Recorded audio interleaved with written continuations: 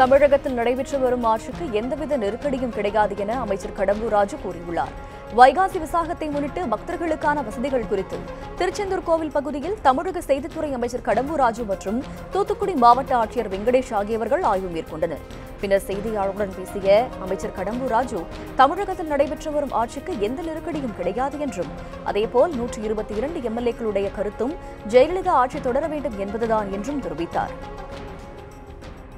122 எம்எல்ஏக்கள் இருக்காங்க. அதில் எந்த விதமான மாற்றம் இல்லை. ஆட்சிக்கு எந்த விதமான இன்னைக்கு நெருக்கடியும் இல்லை. 122 எம்எல்ஏக்கள் ஒட்டுமொத்தமாக அம்மாவோட ஆட்சி தொடரணுங்கிறதுல மாறுபட்டு கருத்து இல்லைங்கிறத இன்னைக்கு முதலமைச்சரும் சொல்லியிருக்காரு. இன்றைக்கு தினகரன் அவரும் சொல்லியிருக்காரு. ஆட்சிக்கு உறுதுணையாக அத்தனை எம்எல்ஏக்கள் இருப்போம். இந்த 27 எம்எல்ஏக்களும் அப்படிதான் சொல்லியிருக்காங்க. ஆட்சிக்கு நாங்கள் உறுதுணையாக இருப்போம், ஆட்சிக்கு எங்களால் எந்த பிரச்சனை வராதுன்னு சொல்லி இப்போ இன்னும் தனித்தனியாக யாருமே இல்லை. ஒட்டுமொத்த அனைத்து அண்ணா திராவிட முன்னேற்ற கழக எம்எல்ஏக்களாக தான் 122 பேரும் செயல்பட்டு வருகிறார். அதில் எந்த மாற்றமும் இல்லை.